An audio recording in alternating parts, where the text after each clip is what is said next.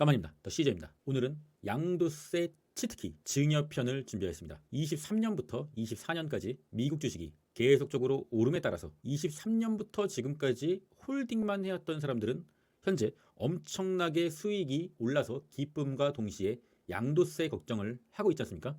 양도세가 뭐 몇천만 원씩 내는 사람들도 수두룩하고요. 그래서 오늘은 그래도 양도세를 그래도 우리가 좀 줄여야 되지 않나, 가능한 방법을 찾다가 최근 화두가 되고 있는 증여법에 대해서 설명드리는 영상을 준비하였습니다. 먼저 양도세란 다 아시다시피 주식을 사고 팔아서 250만 원 이상의 수익을 실현한 사람 중에 24년 1월 1일부터 12월 31일 이내 수익을 실현한 사람이죠. 주식을 사고 팔아서 모두 더해봤더니 손실을 보지 않은 사람, 과세 표준은 연 250만 원까지만 공제되고요. 산출세액은 과세 표준 금액에서 22% 과세가 되는 거죠. 한마디로 자신의 수익금에서 22%에 관해서 세금을 내야 된다는 겁니다. 상당히 좀 쉽지 않은 상황인데, 매도한 금액에 대해서만 과세되며 매도하지 않으면 수익이라도 세금은 내지 않으셔도 됩니다. 때문에 계속적으로 25년까지 무한 홀딩을 하실 분들은 이 영상은 보실 필요가 없어요. 양도세 증여 작전, 배우자에게 자신의 주식을 양도를 하게 되면은 그 금액의 한도는 10년 동안 6억 원까지 공제가 됩니다. 한마디로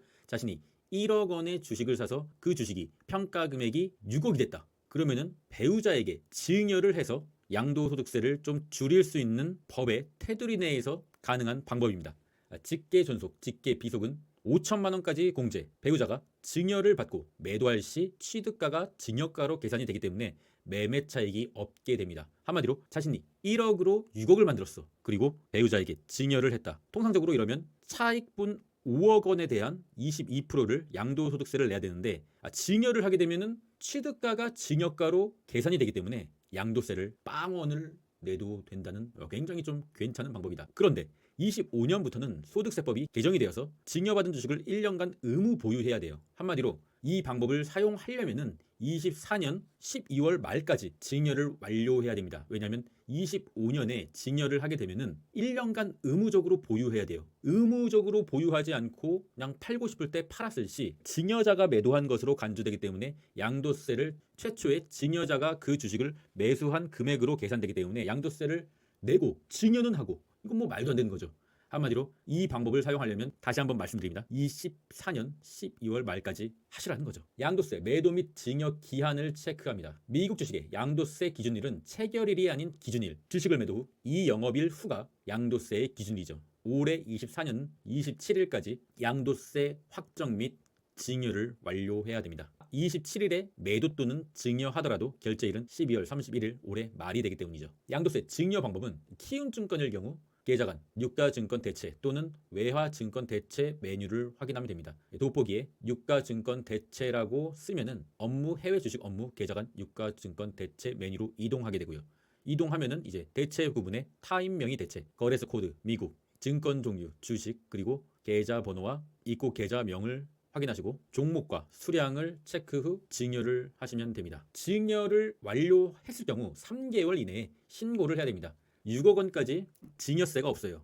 그래도 신고는 해야 됩니다. 신고를 만약에 안 했을 시 가산세가 붙기 때문에 반드시 신고는 해야 되나 증여세는 없다. 국세청, 홈택스 또는 손택스에서 신고가 가능합니다. 증여할 규모의 주식이 없다 하시는 분들은 또 다른 양도세 절세 방법이 있죠. 만약 본인의 실현손익이 300만 원일 경우에 절감을 하지 않으면 한 11만 원 정도 양도세로 내야 돼요.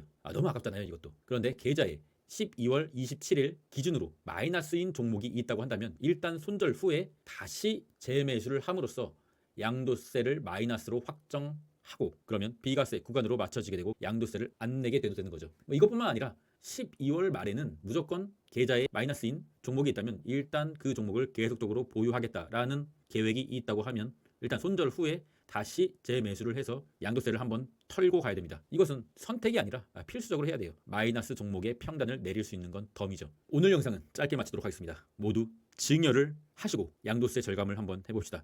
그런데 우리가 체크해야 될 것은, 증여를 하게 되면은 반드시 이 영상뿐만 아니라 여러 영상을 참고하시고 그것에 대한 부작용을 체크하시고 실행을 하셔야 됩니다. 증여를 하게 되면 그 돈은 여러분 돈은 아니에요. 물론 여러분이 그 계좌를 운용하면서 여러 가지 좀 좋은 방법으로 그 돈은 여전히 우리 가족의 돈이긴 하지만 여러분의 돈은 아닙니다. 증여를 했기 때문이죠.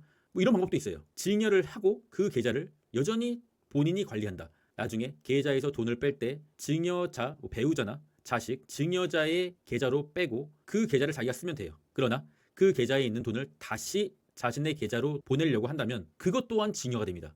조금 복잡하죠? 여러모로 잘 알아보시고 실행하시길 바라겠습니다. 어차피 우리 가족의 돈이라고 생각하면 돼요. 뭔 말인지 아시겠죠? 매수는 기술, 매도는 예술, 절세는 혼술. 그럼 전 끝까지 하겠습니다. 이상입니다.